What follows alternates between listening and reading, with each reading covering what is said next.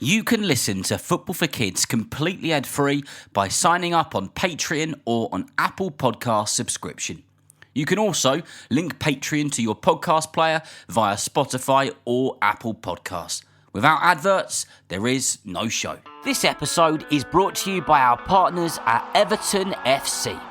Do you want to go behind the scenes at Hill Dickinson Stadium and explore the club's brilliant new home on the banks of the River Mersey? Now you can. Everton Stadium tours give fans a chance to step inside the dressing room, see where the manager prepares the squad on match days, follow in the footsteps of their heroes, walk down the tunnel to the sound of Zed cars and emerge pitchside for some unforgettable photo opportunities, including the chance to sit in the manager's dugout. How cool is that? It's a brilliant day out for football fans, families and anyone who loves seeing what happens beyond the touchline. The tours are fully accessible and open to all ages too. If you fancy seeing Everton's new home up close, booking is online only at evertonfc.com/tours. Hello grown-ups. Are you already starting to think about the summer holidays and how to keep the kids busy? Yeah, I thought you might. Today's podcast is brought to you by Kellogg'S Football Camps, a brilliant solution for families looking to keep kids active, having fun and building confidence this summer. With camps for girls and boys aged 5 to 15, Kellogg's are offering over 39,000 free places at sessions hosted by over 70 pro football clubs across the UK. From Colchester to Cardiff, Glasgow to London. It's a great chance for kids to get out, to play football and make new friends over the summer break. To book a free place, just buy a promotional Kellogg's Football Camps pack and scan the QR code to choose a club near you. T's and C's apply, subject to availability.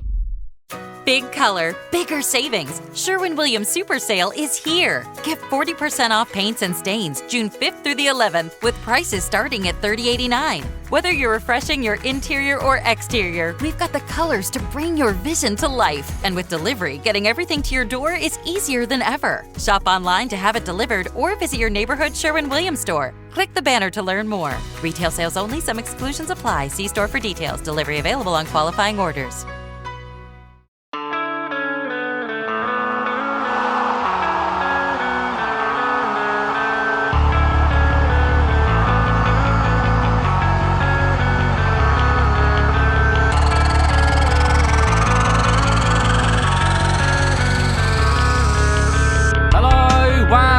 Welcome to the Football for Kids podcast with me, Darren Rees, and welcome to the final day of this very special Kellogg's Football Camps Super Week.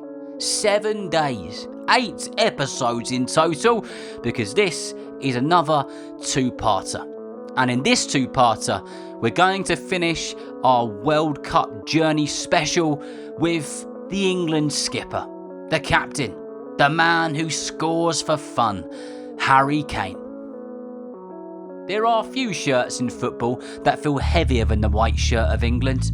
You can hear it in the rumble of the crowd. You can feel it in the butterflies before kickoff. The smell of the freshly cut grass, the flash bulbs, the flags, the hope, the whole shebang. And for almost a decade, one player has stood out at the very front of it all. Harry Kane. The captain, the goal scorer, the leader. At the 2018 World Cup, he arrived as a newly appointed skipper and left with the golden boot. Not bad, eh? Since then, he's become England's record goal scorer and the heartbeat of a generation that has tried to turn the old disappointment into new belief. Now, another World Cup is waiting. The United States, Canada and Mexico. Perhaps a final adventure for Harry Kane. Who knows? It's maybe one final shot at the trophy for him, the trophy which England has spent so long chasing. Before the 2018 World Cup in Russia, England needed a bit of a fresh start. The old memories were still lurking around like football ghosts in a tunnel. Early exits, missed penalties, the horrible sinking feeling when another tournament slips away.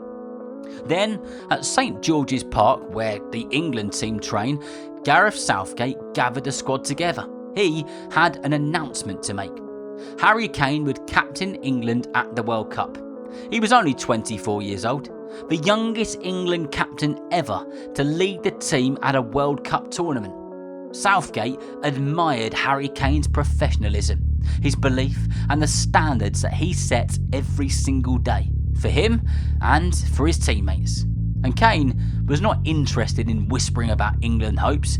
He said they were travelling to Russia to try and win the thing. Not to hide, not to tiptoe, to believe, to do it. A young squad, a new captain, a clean white shirt waiting beneath the floodlights yet again. An adventure was to begin once again. England's first match of the 2018 World Cup took place in Volgograd, beside the River Volga. And there was a rather unexpected problem. Bugs. Thousands of them. Midges and mosquitoes buzzed around the stadium like a tiny airborne army. Players continuously slapped their arms. They swatted their faces. Harry Kane later said that he had flies in his eyes, his nose, even in his mouth. Lovely. But after 11 minutes, England won a corner. John Stones powered a header towards the goal. The goalkeeper saved it. The ball was dropped and Kane scored his very first World Cup goal. Tunisia would go on to equalise from the penalty spot and the minutes ticked away. Then, deep into stoppage time, Kieran Trippier swung in a corner. Harry Maguire flicked it on. Kane waited at the back post. Header and a goal. England won 2-1. The new captain had delivered. And somewhere in Volgograd, several million midges continued to celebrate wildly. Nightmare. Next came Panama, and England absolutely exploded. John Stones headed in the opener, then Harry Kane marched to the penalty spot. One deep breath, and bosh, he scored. Jesse Lingard curled in a beauty. Stones scored again. Then Kane buried another penalty. England were 5-0 ahead before half-time. It was quite frankly ridiculous. After the break, Ruben Loftus-Cheek fired towards goal. The ball clipped Kane's heel and zipped into the net. It was a Harry Kane hat-trick. England won 6-1, their biggest ever World Cup victory at that time. Back at the team base, the mood felt different from England camps of the past. The players were laughing, relaxing, splashing around in a swimming pool with enormous inflatable unicorns. Yes, you heard me right, enormous unicorns. Harry Maguire, riding a giant floating unicorn, became one of the pictures of the summer. Anyway, back to the football. Next came Colombia, beneath the floodlights of Moscow. And this was not a gentle little knockout, it was scrappy, snappy and fizzy with tension. Every tackle seemed to go with a loud thud and an ooh from the crowd. Every whistle brought another roar. Then England won a penalty. The Colombian players crowded around the spot. The wall dragged on, but Harry Kane stood still. One deep breath, one strike, England were ahead. Then, deep into stoppage time, Colombia powered in a header.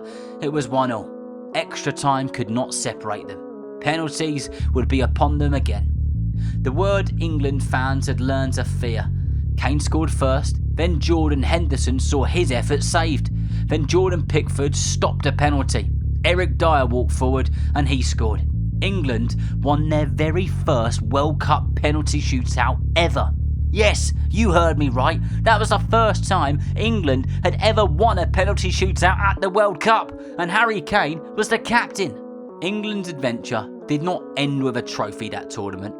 After beating Sweden in the quarter-finals, they faced Croatia under the flight lights of Moscow once again. Kieran Trippier curled in a beautiful free kick. England were ahead.